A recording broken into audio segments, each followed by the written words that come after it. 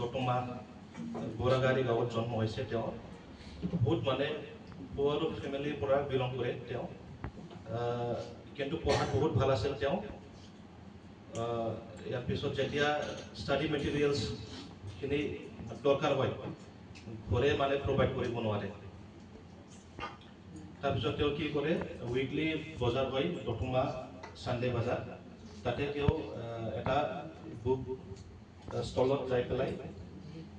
ৰাতিপুৱা 9টাৰ পৰা 5টালৈকে তেওঁ তাতে ষ্টাডি মেটেৰিয়েলছ কালেক্ট কৰিছে ইয়াৰ পিছত তেওঁ মেট্ৰিক পাছ কৰিলে ফাৰ্ষ্ট ডিভিজন মেথছত লেটাৰ পাইছে আৰু এডভান্স মেথছত লেটাৰ পাইছে তেওঁ তাৰপিছত কটন ইউনিভাৰ্চিটিত তেওঁ এডমিশ্যন লৈছে কটন ইউনিভাৰ্চিটিত তেওঁ যেতিয়া এডমিশ্যন ল'লে বহুত মানে আৰ্থিক কণ্ডিশ্যনটো বহুত বেয়া আছে ঘৰৰ তাৰপিছত তেওঁ মানে ভালকৈ ষ্টাডিটো ফ'কাছ কৰিব নোৱাৰা হৈছিল তেতিয়া তেওঁক এজন মানুহে বহুত হেল্প কৰিছিল তেওঁৰ নাম হ'ল হেমন্ত ভট্টাচাৰ্য তেওঁৱে বহুত হেল্প কৰিছিল ফিনান্সিয়েলি তেওঁক ছাপোৰ্ট কৰিছিল ইয়াৰ পিছত তেওঁ ফিজিক্সত পাছ কৰি গুৱাহাটী ইউনিভাৰ্চিটিত এডমিশ্যন লৈছে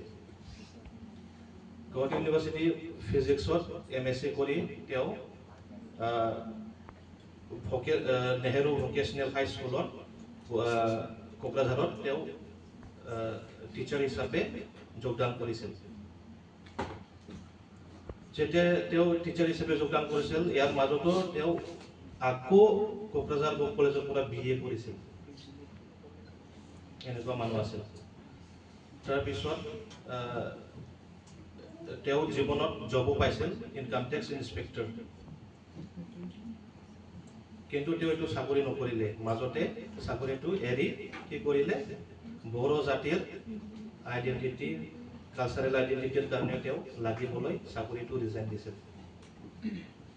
এইটো কাৰণে তেওঁ পিতা বুলি ক'ব পাৰে আমি সেই যদি ইচ্ছা কৰিলে তেওঁ কি কৰিব পাৰিলেহেঁতেন তেওঁ জীৱনটো মানে হেপিলি মানে কটাব পাৰিলে হয় কিন্তু তেওঁ নিজে সুখী হ'লে কি হ'ব জাতিটো কি হ'ব জাতিৰ কাৰণে তেওঁ লাগিছিল শ্লোগান মুভমেণ্টটো আৰম্ভ কৰিছিল লিভ এণ্ড লেট লিভ